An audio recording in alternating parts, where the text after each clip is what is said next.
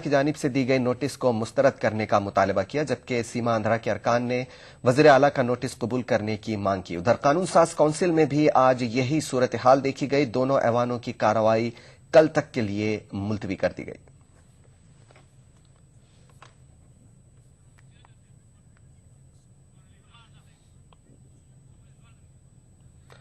और आइए इस मामले पर बात करते हैं सीनियर सहाफी कुर्बान अली साहब से, जो इस वक्त हमारे साथ दिल्ली स्टूडियो से जुड़ रहे हैं। तेलंगाना से ताल्लुक से रियासती असम्बली की हंगामा आराई और तेलंगाना के सिलसिले में वजीर आला किरण कुमार रेड्डी के रवैये पर इनसे बात करते हैं। दिल्ली स्टूडियो आपको सीधे लिए चलते हैं। जी कुर्बान अली साहब, वजीर आला किरण कुमार रेड्डी खुलकर अलहदा तेलंगाना बिल की मुखालिफत कर रहे हैं। मरकजी हुकूमत और कांग्रेस पार्टी का रवैया इनके तय कुछ समझ नहीं आ रहा है। जी हाँ, और इससे कांग्रेस पार्टी की और यूपीए हुकूमत की मुश्किलें काफी बढ़ गई हैं, क्योंकि आप जानते हैं कि मरकजी हुकूमत ने अलग तेलंगाना बनाने का फैसला लिया था और उसी फैसले को सदर जमहूरिया प्रणब मुखर्जी साहब ने आंध्र प्रदेश हुकूमत को भेजा था और ये कहा था कि वो इस मामले में अपना जवाब दाखिल करे। लेकिन अभी तक सदर जमहूरिया को आंध्र प्रदेश हुकूमत की जानिब से जवाब नहीं मिल सका है। जुमरात तक की मोहलत दी गई थी और अब ये कहा जा रहा है, क्योंकि वजीर आला किरण कुमार रेड्डी साहब ने कहा है कि इस पर असेंबली में बहस नहीं हो सकी है। बहुत सारे लोगों को इस पर बोलना था, लेकिन चूंकि हंगामा आराई चल रही है, इसकी वजह से उस पर बहस नहीं हो पाई है।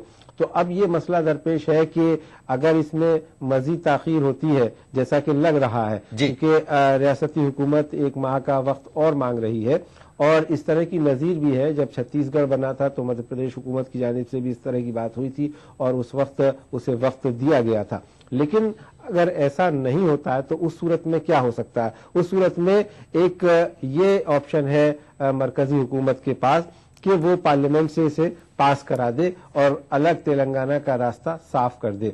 लेकिन जिस तरह के हालात हैं, अभी आपने बताया कि वहां जो राज्यसभा के लिए इंतखाबात होने वाले हैं उसमें कांग्रेस पार्टी का बागी उम्मीदवार भी खड़ा हो गया सीमा आंध्रा से, तो जाहिर है कि इससे जो उसके 5 और उम्मीदवार हैं उनके किसी न किसी के हारने का मसला हो सकता है, अगर ये उम्मीदवार 31 जनवरी तक अपने नामजदगी के कागजात वापस नहीं लेता। तो काफी पेचीदा सूरत हाल है। आइंदा 2-3 दिनों में मुझे लगता है हफ्ते के दिन तक ये साफ हो पाएगा कि अलग तेलंगाना के सिलसिले में मरकजी हुकूमत का और सदर जमहूरिया का क्या मौक़िफ़ है।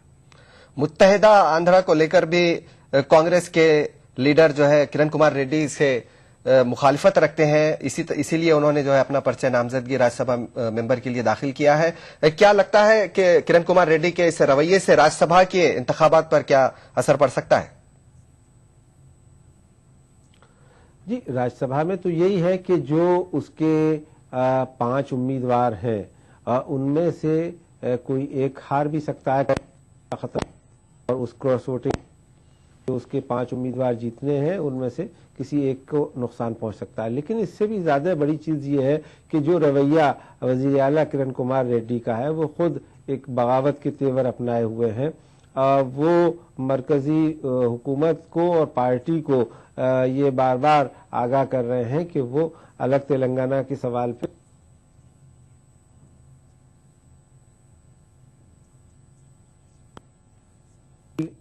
ये टल जाए, और वो फिलहाल होता हुआ दिखता नहीं है, क्योंकि आप जानते हैं कि बस आइंदा पार्लियामानी इंतखाबात में अभी 3-4 माह का वक्त बचा है। अभी 5 जनवरी से सेशन पार्लियामेंट का शुरू होने वाला है और उस सेशन में भी कुछ बिल हैं जो पास कराए जाने हैं। तो अगर ये सूरत हाल पैदा होती है कि कांग्रेस में बगावत हो जाती है, कुछ लोग अलग हो जाते हैं, तो इससे पार्टी की इमेज रुस्वा होगी और पार्टी ने जो वायदा किया था अलग तेलंगाना बनाने का वो पूरा नहीं हो सकेगा। नतीजा ये है कि उसे आइंदा पार्लियामानी इंतखाबात में खसारा हो सकता है। जी कुर्बान अली साहब, अलहदा तेलंगाना का अमल पूरा नहीं हो पा रहा है और लोकसभा इंतखाबात करीब आते जा रहे हैं, किस तरह की सियासत हो सकती है आंध्र प्रदेश में? देखिए, कांग्रेस पार्टी की हालत तो काफी नाजुक बताई जा रही है। जो खबरें दिल्ली में आ रही हैं वो ये हैं कि ये तेलंगाना हो जाने से उसे सियासी तौर पे कोई फायदा नहीं होगा और इसका फायदा साबिक मरहूम वजीर आला के जो बेटे हैं जगन रेड्डी साहब, जिन्होंने अपनी पार्टी बनाई हुई है, शायद उन्हें ज्यादा नशिस्तें हासिल होंगी और वो एक बड़ा ब्लॉक बन के आंध्रा में उभरेंगे। लेकिन कांग्रेस पार्टी को इस अलग तेलंगाना के बनने से न तो तेलंगाना में बहुत ज्यादा कामयाबी की उम्मीद है जी, और न ही दूसरे और हिस्सों में जो सीमांध्रा के हैं या रायलसीमा। तो इस वजह से ये अंदाजा लगाया जा रहा है कि कांग्रेस पार्टी ने जिस तरीके से इस पूरे मामले को डील किया है वो उसके लिए एक गले की हड्डी बन गई, उसको न निगलते बना न उगलते बना, और अब बहुत देर हो चुकी है। इस वक्त में कुछ हो पाना मुझे कम से कम मुश्किल दिखाई देता है। जी कुर्बान अली साहब, बहुत बहुत शुक्रिया इस पूरी बातचीत के लिए। नाजरीन, ये थे सीनियर सहाफी कुर्बान अली साहब जो हमसे तेलंगाना और आंध्र प्रदेश की सियासत पर बात कर रहे थे। फिलहाल यहां लेते एक छोटा सा ब्रेक, बहुत जल्द लौटेंगे। अपनाइए मिलास स्किन क्रीम। इसको सिर्फ रात में इस्तेमाल करने से आपको मिले फेस प्रॉब्लम से आजादी। अब फेस प्रॉब्लम को कहिए बाय बाय। एली फार्मास्यूटिकल्स द्वारा। आज हम मिलेंगे नूर बानो से। नूर बानो ने पूरे कॉलेज में फर्स्ट आकर अपने फिरके का नाम रोशन किया है। नूर बानो, पहले तो बहुत बहुत मुबारक। आप हमें अपनी कामयाबी के बारे में बताइए।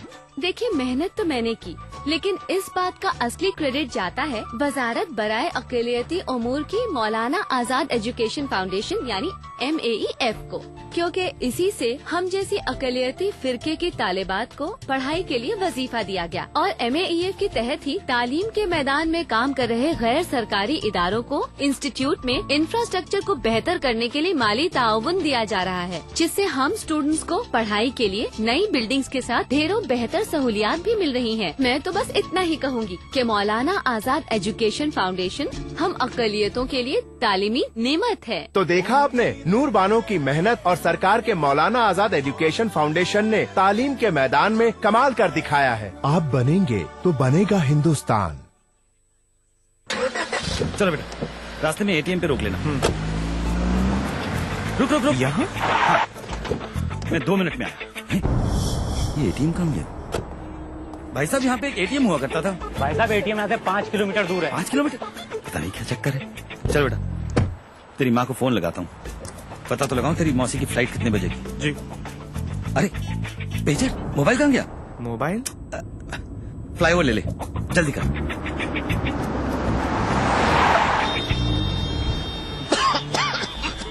इतना ट्रैफिक, ये फ्लाईओवर कहाँ गया? कौन सा फ्लावर पापा?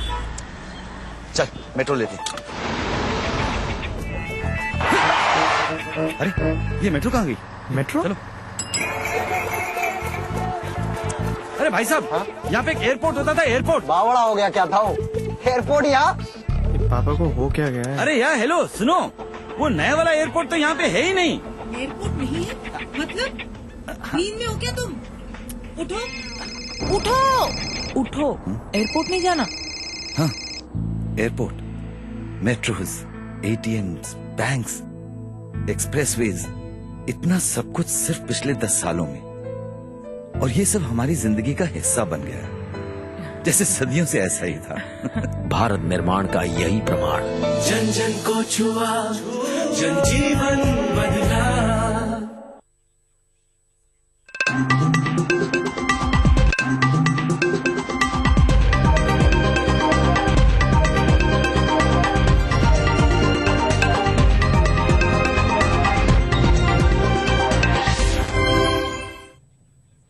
ब्रेक के बाद खबरनामे में एक बार फिर आपका खैर मकदम है। बीजेपी की सीनियर लीडर उमा भारती ने राज ठाकरे को तनकीद का निशाना बनाया है। उमा भारती का कहना है कि किसी भी इख्तिलाफी मामले पर तशद्दुद की इजाजत नहीं दी जा सकती। कोई बात गलत है तो धरना, प्रदर्शन, आंदोलन, अनशन, उसके लिए सत्याग्रह के रास्ते हैं लोकतंत्र में। लेकिन ये अराजकता का निर्माण करना ये लोकतंत्र में सही नहीं है, गलत है। और मुझे लग रहा है कि मैं तो पहले भी ये बात कहती रही हूँ कि वो अपनी शक्ति का और अपने समर्थन का दुरुपयोग करते हैं। फिर दूसरा, वहां पर जो सरकार है वो भी उनके दबाव में रहती है और उसी दबाव का परिणाम रहता है कि पुलिस भी वहां ठीक से एक्शन नहीं लेती, और ये अच्छी बात नहीं है। अराजकता को एक प्रकार से सरकारी संरक्षण में ही बढ़ावा मिलता है। कांग्रेस के नायब सदर राहुल गांधी ने बीजेपी के वजारत उज़्मा के उम्मीदवार नरेंद्र मोदी पर रास्त हमला किया है। राहुल ने मोदी हुकूमत पर गुजरात के सन 2002 फसादात में मुलव्विस होने का इल्जाम आयद किया। एक टीवी चैनल को इंटरव्यू देते हुए राहुल ने कहा कि सन 2002 के फसादात मोदी हुकूमत की रास्त निगरानी में हुए थे। कांग्रेस नायब सदर राहुल गांधी ने बीजेपी के वजारत उज़्मा के उम्मीदवार नरेंद्र मोदी पर रास्त हमले करने शुरू कर दिए हैं। राहुल ने गुजरात 2002 फसादात के लिए मोदी हुकूमत को जिम्मेदार ठहराया। 1984 और 2002 के फसादात का मुआवजा करते हुए राहुल गांधी ने कहा कि 1984 में कांग्रेस हुकूमत ने सिख मुखालिफ फसादात को रोकने की कोशिश की थी, तहम 2002 में मोदी हुकूमत की निगरानी में फसादात हुए थे। एक टीवी चैनल को इंटरव्यू देते हुए कांग्रेस नायब सदर ने कहा कि वो मोदी से खौफजदा नहीं है और कांग्रेस लोकसभा इंतखाबात में दोबारा कामयाबी हासिल करेगी। मुख्तलिफ अदालतों की जानिब से मोदी को क्लीन चिट दिए जाने के मामले पर राहुल गांधी ने कहा कि मोदी वजीर आला थे और हुकूमत ने फसादात को मजीद भड़काया। राहुल ने कहा कि ये बात सिर्फ वो नहीं कह रहे हैं बल्कि बहुत सारे लोगों का कहना है कि फसादात में मोदी हुकूमत मुलविस थी। इंटरव्यू के दौरान राहुल ने कहा कि ऐनी शाहिदीन और मीडिया के नुमाइंदों ने उन्हें बताया कि मोदी इंतजामिया अक़लियतों पर हमले में सरगर्मी से मुलविस था। दूसरी जानिब बीजेपी ने राहुल गांधी के इल्जामात को मुस्तरद कर दिया। बीजेपी तर्जुमान रविशंकर प्रसाद का कहना है कि अदालतें मोदी को क्लीन चिट दे चुकी हैं, ऐसे में राहुल के इल्जामात बेबुनियाद हैं। और जो श्रीमान राहुल गांधी ने गुजरात की सरकार के खिलाफ दंगों के बारे में कहा है वो बिल्कुल बेबुनियाद, दुर्भाग्यपूर्ण और भर्त्सना योग्य है। सुप्रीम कोर्ट की एसआईटी ने स्पष्ट रूप से पूरे मामले की जांच करने के बाद पाया कि नरेंद्र मोदी की सरकार की कोई भूमिका नहीं है। राय दुर्भाग्यपूर्ण थे, वहां ट्रायल हो रहा है। वही सिखों के पूरे नरसंहार के बारे में 84 पर उन्होंने अपनी पार्टी के नेता जिनके ऊपर ट्रायल चल रहा है, अपील पेंडिंग है, उस पर कुछ भी कहने से इनकार कर दिया और सच्चाई से दूर भागने की कोशिश की। इंटरव्यू के दौरान राहुल गांधी ने एतराफ किया कि 1984 के सिख मुखालिफ फसादात में कांग्रेस के कुछ अरकान मुलविस थे, तहम राहुल ने 1984 के सिख फसादात पर माजरत ख्वाही करने से गुरेज किया। इंटरव्यू के दौरान राहुल ने इस सवाल का जवाब देने से गुरेज किया कि सख्त मुकाबला होने की वजह से वो पार्टी की वजारत उज़्मा का उम्मीदवार बनने से गुरेज कर रहे हैं। जवाब में राहुल ने कहा कि इंतखाबात से काबिल वजारत उज़्मा के उम्मीदवार के नाम का ऐलान करना और मुंतखब अरकान पार्लियामेंट की मंजूरी के बगैर वज़ीर आज़म के नाम के ऐलान के बारे में आईन में नहीं लिखा गया है। Bureau report, ETV news. Rahul Gandhi की जानिब से सन 2002 गुजरात फसादात के लिए नरेंद्र मोदी को जिम्मेदार ठहराने पर अपोजिशन जमात बीजेपी ने कांग्रेस पार्टी पर जवाबी हमला बोल दिया है। बीजेपी लीडरों ने 1984 मुखालिफ सिख फसादात के लिए उस वक्त के वजीर आजम राजीव गांधी को जिम्मेदार ठहराया। 84 का ही बहुत बार जिक्र किया। वास्तविकता यह है कि 84 के नरसंहार का तत्कालीन प्रधानमंत्री और राहुल जी के पिता राजीव गांधी ने समर्थन किया था। गुजरात के दंगे थे जिसका किसी ने समर्थन नहीं किया और उस समय के सरकार प्रधानमंत्री राजीव गांधी उसके लिए जिम्मेवार है और उन्होंने उसका समर्थन किया था। जो आरटीआई की बात बार बार लगातार राहुल जी कहते हैं, राहुल जी जरा आप जितना विदेश घूमते हो उस सबका वो कौन ही देश को आरटीआई देते? सही बात है। वो कहते हैं कि नरेंद्र मोदी दोषी है क्योंकि उस समय वो चीफ मिनिस्टर थे। दिल्ली में प्राइम मिनिस्टर कौन था? राजीव गांधी था जब ये सिखों के साथ हुआ। यदि इनको आज शर्म आती है कि जो उन्होंने देश में एक नरसंहार किया तो उसकी मां के नाम पर एक समन्स आई है अमेरिका में, उसमें जाकर वो हाजिर होकर सारी बात बता दें। राजीव गांधी की हत्या की बात करते हैं लेकिन राजीव गांधी के हत्यारों को पूरा मदद करते हैं, उनको फांसी नहीं मिलना चाहिए, चिट्ठी लिख देते हैं राष्ट्रपति को। मैं समझता हूं उनको किसी को न्याय नहीं मिल पाया क्योंकि मुख्य अगर दंगा किसी ने उस समय भड़काया था, उकसाया था तो उस समय के प्रधानमंत्री श्री राजीव गांधी थे, क्योंकि उन्होंने कहा था पेड़ जब गिरता है तो धरती हिलती है और उसी समय उन्होंने कहा था। इसके बाद से ही दंगे प्रारंभ हुए और दिल्ली के अंदर ही 4,500 सिखों को मौत के घाट उतार दिया गया। इतना बड़ा दंगा ये शायद ही कहीं हुआ होगा। और पूरी उधर शिरोमणि अकाली दल के लीडर नरेश गुजराल और कौमी अक़लियती कमीशन के साबिक़ चेयरमैन त्रिलोचन सिंह ने राहुल गांधी के बयान को गलत करार दिया है। नरेश गुजराल और त्रिलोचन सिंह ने राजीव गांधी और कांग्रेस लीडरों को 1984 के सिख मुखालिफ फसादात का जिम्मेदार करार दिया। नरेंद्र मोदी जी दोषी थे क्योंकि वो उस वक्त मुख्यमंत्री थे। ये भी वो माने कि कोर्ट्स ने उन्हें खारिज कर दिया है, लेकिन साथ साथ ये कहते रहे कि गुजरात सरकार का इसमें हाथ था क्योंकि वो मुख्यमंत्री थे। लेकिन वो भूल गए शायद कि 84 में उनके पिता प्रधानमंत्री थे और वो दंगा नहीं था, वो कत्लेआम था सिखों का जो कांग्रेस के नेताओं ने करवाया। राहुल गांधी जी ये भी भूल गए कि 1984 में दिल्ली में जब कत्लेआम हो रहा था तो पुलिस बिल्कुल खामोश थी, एक गोली भी नहीं चली। You see, I heard his and watched his interview yesterday. I am totally against whatever he has said. It is all wrong. I was posted in Rashtrapati Bhavan in 84, and I am witness to all what happened at that time. Jani Dayal Singh was the President of India, and what we heard at that time, a plan was made before Rajiv Gandhi arrived Delhi that the Sikhs should be taught lesson. Khoon ka badla khoon ka slogan was given, and the whole thing was sponsored by the Congress leaders at that time. दूसरी जानिब गुजरात फसादात से मुतालिक राहुल गांधी के बयान का जकिया जाफरी के बेटे तनवीर जाफरी ने खैर मकदम किया है।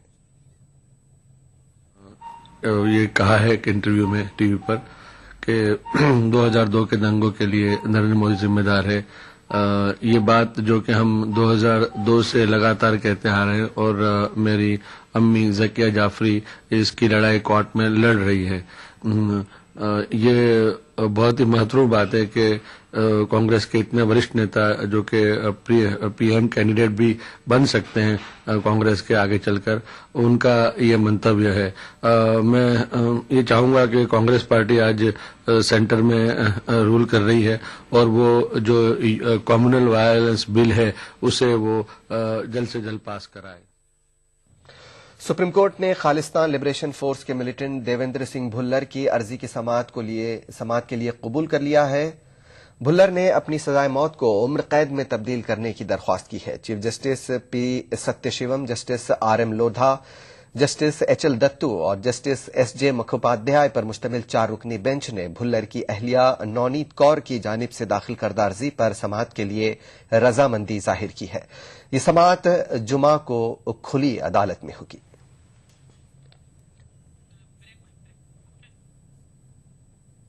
यहां लेते हैं छोटा सा ब्रेक, बहुत जल्द हाजिर होंगे।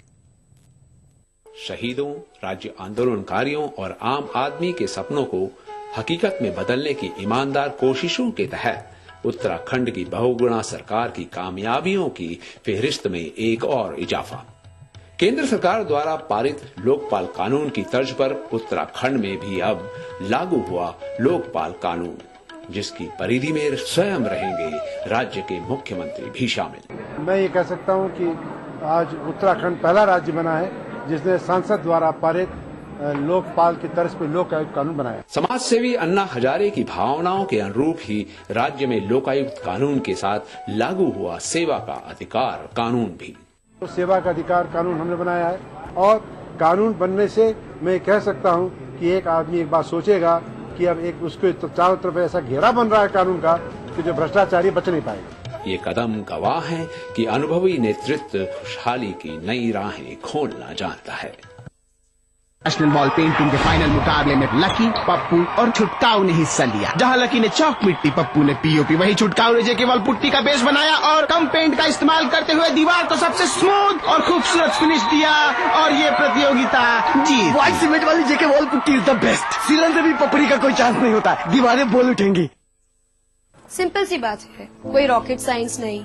देश युवा है, देश के 50% से ज्यादा लोग अंडर 30 हैं। युवा हैं, उनके जो एक्सपेक्टेशंस हैं, बिलीव्स हैं, माइंडसेट है, वो ऑब्वियसली एक युवा ही बेहतर समझ सकता है, जो लिबरल हो, जो ओपन माइंडेड हो। और वो again no rocket science. Congress के लीडर्स हैं जिनके साथ यूथ रिलेट करता है। वो गाना है ना, हम हैं नए, अंदाज क्यों हो पुराना। कट्टर सोच नहीं, युवा जोश। मैं हसीबा अमीन, राहुल गांधी जी की इस युवा सोच से जुड़ी एक युवा कांग्रेस कार्यकर्ता। हर हाथ शक्ति, हर हाथ तरक्की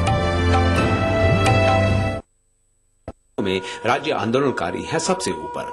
राज्य गठन के बाद पहली बार पर्वतीय क्षेत्र में कैबिनेट करना, उच्च शिक्षा, तकनीकी शिक्षा और स्वास्थ्य शिक्षा को बढ़ावा देना कैबिनेट निर्णयों में विशिष्ट रहा है, जिसमें राज्य में डिग्री कॉलेजों, पॉलिटेक्निक, ITI, इंजीनियरिंग कॉलेजों और मेडिकल कॉलेजों की संख्या में तीव्र बढ़ोतरी हुई है। निर्णयों में राज्य के 61 लाख लोगों के लिए खाद्य सुरक्षा में सस्ता राशन, वृद्ध, विकलांग विधवाओं की पेंशन में 800 रुपए की समानता, सैनिक विधवाओं की पुत्रियों के विवाह को 1 लाख और वीरता पुरस्कारों की राशि में कई गुना वृद्धि शामिल है। मरीन बस्तियों का नियमितीकरण, जनता को संपत्ति का अधिकार, सड़क, पानी, बिजली जैसी मूलभूत सुविधाएं और वर्ग 4 और आसामी पट्टे धारकों को मालिकाना हक दिलाना विशिष्ट कार्य कैबिनेट के फैसलों में शामिल रहा। 35,000 लोगों के लिए सरकारी नौकरियों के खुलते द्वार और भीषण आपदा से क्षति को राहत राशि में की गई कई गुना वृद्धि जैसी सरकार की जनहितकारी योजनाओं से सुनहरे पहल की आहट साफ सुनाई पड़ती है।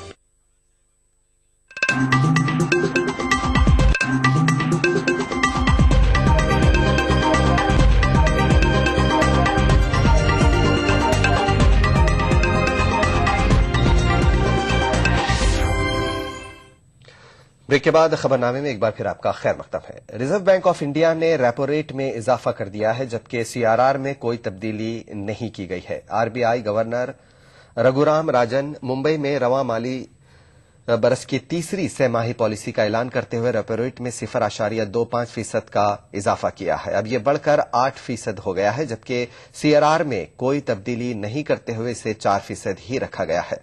रेपो रेट में इजाफे के सबब कमर्शियल बैंक कर्ज की शरहों में इजाफा कर सकते हैं। रेपो रेट वो होता है जिस पर कमर्शियल बैंक RBI से महदूद मुद्दत के लिए कर्ज लेते हैं। RBI ने सन 2013-14 के लिए मजमूई घरेलू पैदावार में कमी का तखमीना लगाया है।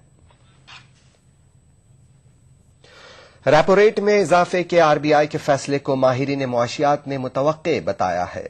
HSBC की कंट्री हेड नीना लाल किदवाई का कहना है कि अफरात ज़र को काबू में करना सबसे बड़ा मसला है। ये इसीलिए बढ़ा है कि इन्फ्लेशन जो हम देख रहे हैं देश में, फूड इन्फ्लेशन तो अब काफी दिन से ये ऊपर ही रहा है, शायद थोड़े बहुत घट भी रहा था, पर अभी भी काफी ऊंचा है।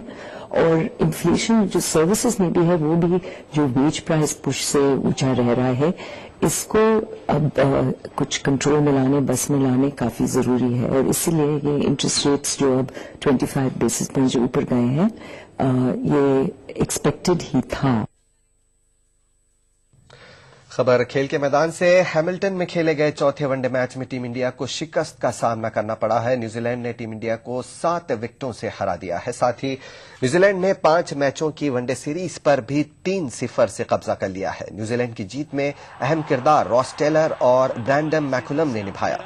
टेलर ने 112 जबकि ब्रैंडन मैकुलम ने 49 रनों की शानदार इनिंग खेली। इससे कबल टीम इंडिया ने टॉस जीतकर पहले बल्लेबाजी करते हुए न्यूजीलैंड के सामने जीत के लिए 279 रनों का निशाना मुकर्रर किया था, जिसे न्यूजीलैंड की टीम ने 3 विकेट खोकर 48.1 ओवर में 380 रन बनाकर हासिल कर लिया। रोहित शर्मा ने 79 और राइडो ने 37 रन बनाए थे, जबकि कप्तान धोनी और रविंद्र जडेजा ने तेज रफ्तार रन बनाते हुए टीम के स्कोर को 278 रनों तक पहुंचाया था। नबी करीम सल्लल्लाहु अलैहि वसल्लम पर नाजिल अल्लाह की किताब कुरान मजीद पर बेशुमार तसनीफात और तालीफात का जखीरा मौजूद है। ताहम multilingual dictionary of the holy Quran अपनी नौयत की मुनफरिद और मुमताज कुरानी डिक्शनरी है। इसे तरतीब दिया है शायर और सहाफी जमीर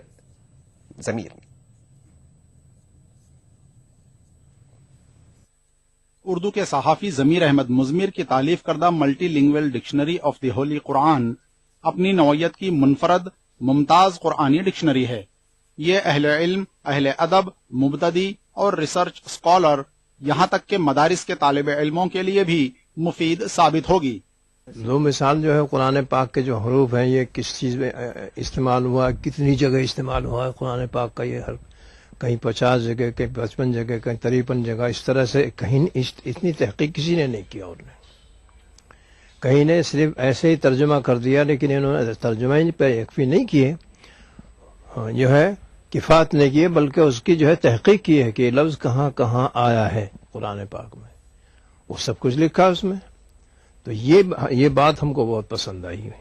डिक्शनरी की खास बात यह है कि कुरान करीम में बाज अल्फाज मुख्तलिफ जगहों पर मुख्तलिफ मानों में इस्तेमाल हुए हैं और मौलिफ ने डिक्शनरी में उन तमाम मानी का सियाक व सबाक के एतबार से इहाता किया है। इस डिक्शनरी में अरबी से उर्दू, हिंदी, इंग्लिश, फारसी और बंगला जबान में भी अल्फाज के मानी मौजूद हैं। बिल्कुल मुनफरिद डिक्शनरी है, ऐसी डिक्शनरी आज तक नहीं आई थी। मैं एक तालिब इल्म की हैसियत से इस डिक्शनरी से इतनी मदद लेता हूँ कि मुझे अंग्रेजी का भी मिल जाता है, उर्दू का भी, पर्शियन का भी मिल जाता है।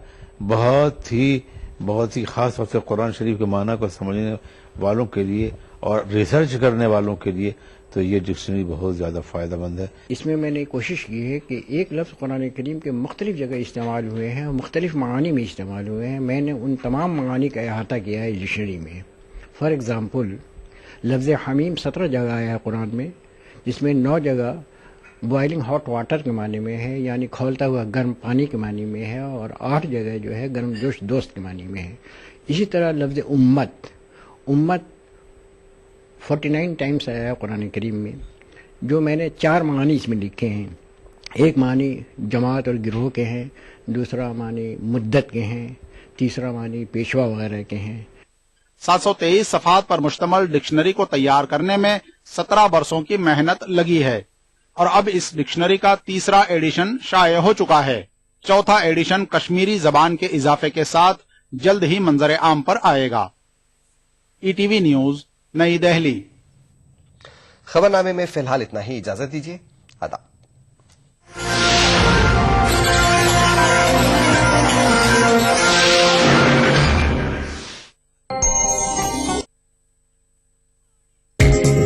ईटीवी उर्दू पर अगला प्रोग्राम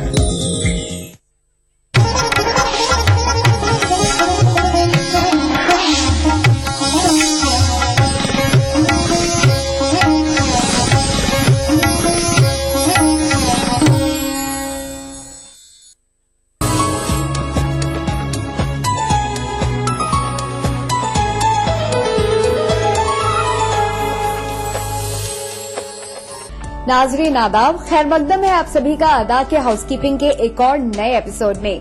नाजरीन एक बार फिर से हमने तलाश ली है आपके लिए एक वो जगह जहां पर आज हम आपको फाइनली लेकर जाने वाले हैं। न केवल हम आपको एक नया आशियाना दिखाएंगे, या फिर ये कहा जाए कि न केवल हम आपको एक फ्लैट दिखाएंगे, बल्कि हम आपको हर बार की तरह कराएंगे आज भी शॉपिंग। तो है तैयार आप शॉपिंग करने के लिए और साथ ही साथ हमारे आज एक नया आशियाना देखने के लिए? उम्मीद करती हूँ कि आप तैयार होंगे। तो चलिए वक्त को जाया नहीं करते हैं और आगाज करते हैं आज के एपिसोड का।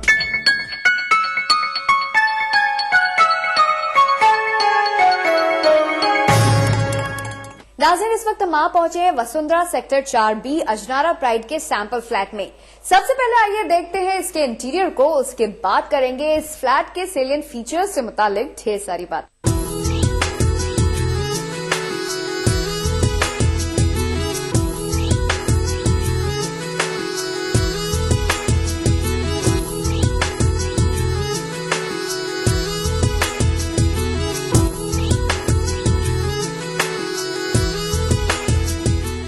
नाज़रीन इस वक्त हम आ पहुंचे हैं बेडरूम में। आइए देखते हैं कि यहाँ क्या डिफरेंट है। फिलहाल सबसे ज्यादा डिफरेंट तो मुझे ये फ्रेम नजर आ रहा है। आप देख रहे हैं यहाँ से स्टार्ट होकर ये फ्रेम यहाँ पर एंड कर रहा है। इसमें हिडन लाइट छुपी हुई है यहाँ पर, और इधर इन्होंने शोकेस की तरह इसको तैयार किया है। वैसे भी आजकल बहुत जमाना है ना, हर कोई प्रेफर करता है शो पीस, शोकेस, लेकिन शोकेस वही कॉमन शोकेस ना बना के जिसमें ग्लास हुआ करता था, अब थोड़ा सा इसको डिफरेंट लुक दे दिया है। पूरा लकड़ी का फ्रेम है और यहाँ पर ये देखिए किस तरह से सर्कल दिए हुए हैं जिसके अंदर आप कुछ भी रख सकते हैं। सजाने की, संवारने की कोई भी चीज आप यहाँ पर रख सकते हैं। यहाँ पर भी हिडन लाइट अरेंजमेंट किया हुआ है सब जगह। और इसमें कुछ भी रखा जा सकता है। नीचे हम देख रहे हैं यहाँ पर ये स्टूल है, स्टूल के अंदर भी आप कुछ भी कोई भी सामान रख सकते हैं। स्टूल के साइड में यहाँ पर ड्रॉर्स हैं